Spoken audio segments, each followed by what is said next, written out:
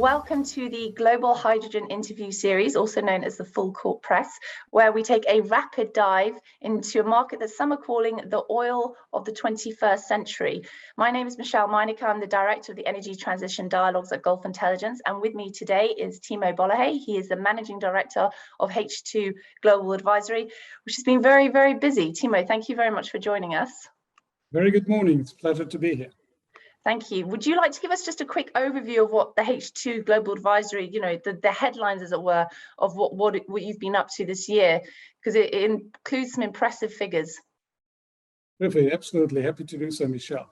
Well, H2 Global Advisory is actually sort of, we are just about to set up H2 Global, the German initiative to ramp up global hydrogen production.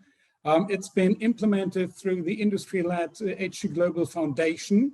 And the aim of H2 Global is actually to cover that chicken and egg situation that we have at the moment in the market. We have sort of a clear understanding if we want to reach our goals, Paris Agreement goals 2030, 2050, we need to start wrapping up and ramping up hydrogen production at an industrial scale now, and not only in 5 and 10 years if we want to reach those goals.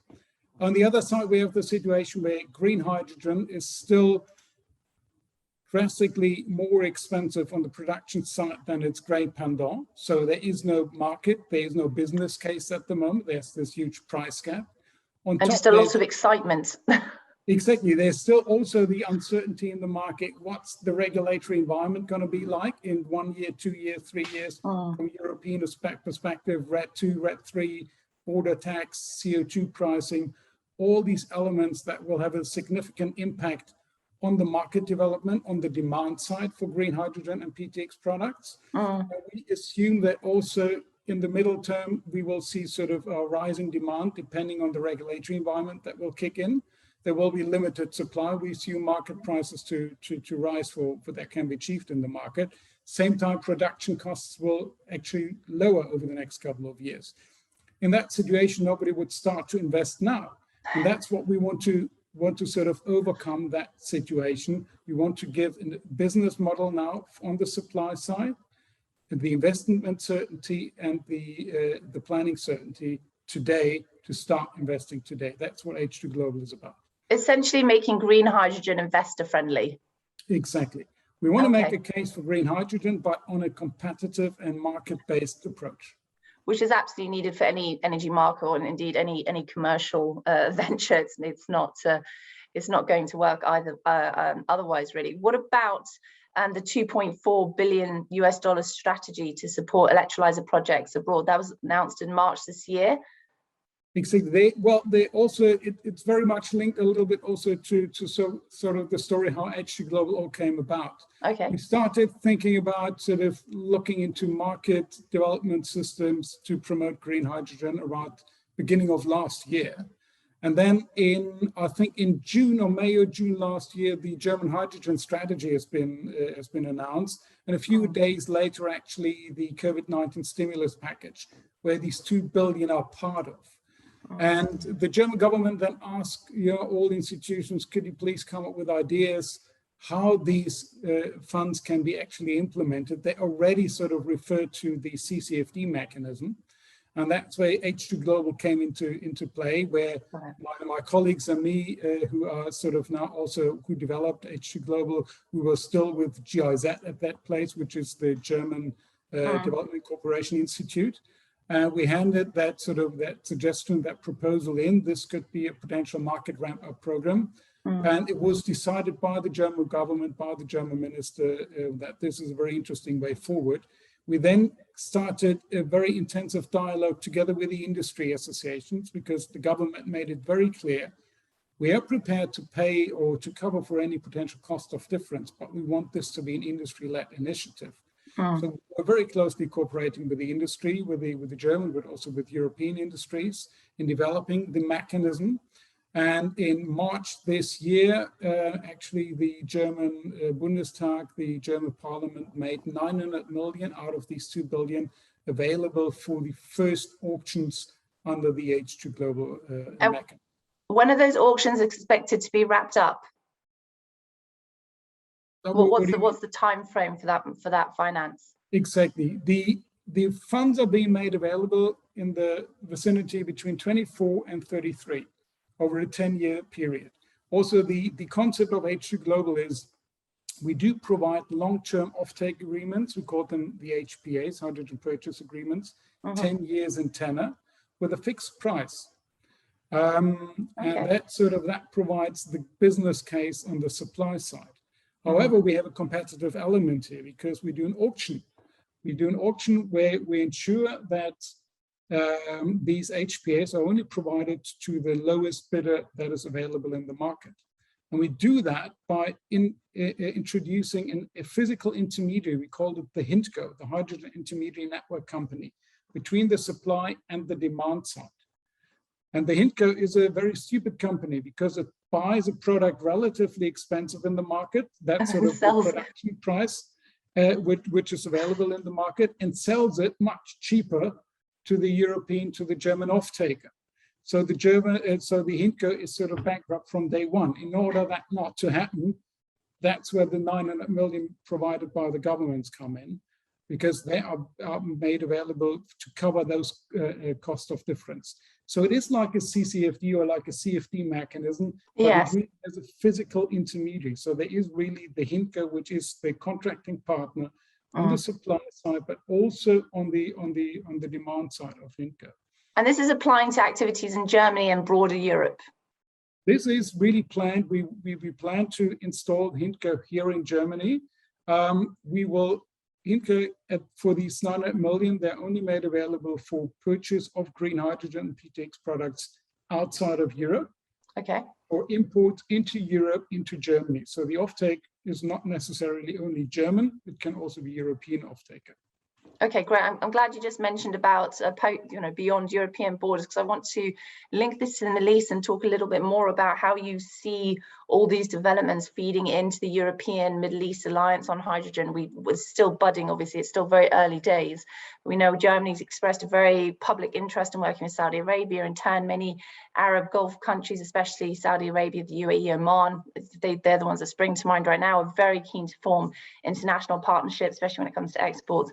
And infrastructure development and R&D and so on, and of course attracting those investors. How do you see this feeding into a future aligning with the Middle East plans? Just looking into, let's say, the possibilities that the Middle East has in regards to the potential of, really low-cost production of green energy, the infrastructure that is already in place and that is about to be installed in the very near future. I do assume that the Middle East will become a really very important region, sort of in the future commodity market of green hydrogen PTX products. For our concept H2 Global, we assume, but that really depends also on the German government, they will decide how these auctions will be played. We assume it's going to be a global auction. And I also assume that Middle Eastern projects will play an important role in these auctions, but it's an auction, so it's open to everybody. So let's see who's at the end of the day, after sort of criteria like project readiness, ESG criteria, that will play a very important role here, determining also depending on the let's say criteria that the German government decides that are attached to those funds. Then the price will sort of play the vital role at the end. So of course those criteria haven't been pinned down yet, of course, it's too early for that, but looking at it in a more broad way, what do you think that countries in the Middle East who would want to be competitive at these auctions as part of their longer term plan to really build this European Middle East bridge, what do you think that they could start doing now to help increase their competitiveness? I think obviously project readiness is very vital. I already mentioned the funds are being made available as soon as 24 onwards. So project readiness is a very, very important aspect that these projects can really start physical delivery towards the end of 24. We know this is a challenge, but we believe there are a number of projects out there in the global scale that potentially can meet those targets. The second aspect is the definition of green and the ESG criteria that will be laid upon. We strongly assume, but as I said, this is really depending on the provider of the funds, in this case, the German government, that there will be a very strong focus, obviously, also on additionality when we come to the provision of additional new electricity that is being produced. So that will be a very, very important aspect. We still don't know yet how these additionality factors will be sort of be really laid out in detail, but this will play a vital role. In terms of, obviously we hear the right sentiments coming out of the Middle East, and this is, you know, in terms of your personal engagement, we hear we want to be involved. We're very eager. Hydrogen is going. This is what some countries are saying in the Middle East. The hydrogen is going to be at the core of our future energy economies. You know, we're ready to go. Do you see, as it were, almost boots on the ground? Do you see really tangible progress being made to make that sentiment a reality? Like you said, 2024 is not very far away at all. There are other projects on a global basis that are progressing relatively well. There are many other nations with roadmaps, hydrogen roadmaps, and some of those roadmaps are quite detailed. Some aren't, of course, but some are very detailed. Obviously nothing like Europe, but you know, it's in a different league. So do you feel that enough is moving in the Middle East to make these plans a reality for them? I believe on a global scale, but also in the Middle East in specific, we do see a lot of momentum and a lot of dynamic at the moment. I think it's going to be really interesting to see sort of what pathway and also what kind of projects will sort of really make it at the end of the day. There's lots of noise at the moment. I think there will be some, let's say, also, you know, realistic checks have to be made about what is really realistic, what has got a business case, what doesn't. But I see a lot of momentum, a lot of expectations. And I think the next 2 to 3 years will be really exciting to see what are the actual real developments that will take place. And we do hope that instruments like H2 Global can play a vital role in, you know, really getting the starting moment in place here for those projects. And how about hydrogen roadmaps? These roadmaps that I just mentioned. Obviously, not every country has one, but those that do, I've read many of them. They're in completely different states. Some of them are far more focused on financings that are available, deadlines for projects, ways to support SMEs, talent development, and so on. And then you have others that say we are interested in hydrogen. We expect X demand by X year. We're working on it. So there's a huge level of variation in these roadmaps. And like I said, let's take the EU out of the picture because it's far more advanced. Do you think that on a global basis, not just the Middle East, do you think that hydrogen ambitions can be realized at the speed that's needed without a roadmap? I think you need the right framework in the countries. And we can really see it that there are a number of countries that we speak to that are really quite ahead. Others are still a little bit hesitant. But I truly believe you need the right framework conditions in the specific countries to be able to really implement these projects at that scale, because we want to really get out of that, you know, megawatt discussion. We want to get into the gigawatt discussions, and that's where you need the right environment. Absolutely. So for the Middle East, really, they need, obviously not as a whole region, countries within the Middle East need to start establishing hydrogen roadmaps. And within that, you know, being a lot clearer on project readiness and the ESG factor as well. And then because at the moment it feels a lot of the focus has been on alliances and partnerships, which is very important, of course, but without a strict roadmap and a very clear outline, perhaps the waters could get a little bit muddied later on. Yeah, absolutely. And we also, a very important aspect is we need to have a common understanding about the color coding of hydrogen. Yes. We know that the Europeans, the Germans in specific, you know, they got a very specific view, what kind of shade of green we're talking about. Others are more, you know, they're more rainbow oriented, I would call it. However, we just need to have a clear understanding also about the, let's say, regulatory underlyings that we do see, about the definitions, about the standards that we set, about the certification schemes that are going to be in place, because there's going to be lots of different sort of shades of green going to be in the market. I think within H2 Global, we're very clear that it's going to be rather a darker green than a more lighter green. But we need those standards, those definitions, and those certification schemes in the near to middle future, also to allow markets to develop. So we need greater certification for the different colors of hydrogen, especially the shades of green, and a lot more clarity and visibility on that, which will come, I think, as the market grows and there are more and more players in it. And we need a lot more. We've spoken about what the Middle East specifically needs, those three things: framework, project readiness, and ESG. And then obviously for there to be, to see what's going to happen with these auctions and to have more detail about what those criteria are going to be. When do you think that those will come out? Perhaps next year, or is that a bit too soon to hope? No, next year is definitely in our scope. Sort of, we're waiting now also for the support letter by the German government that we receive this within this year.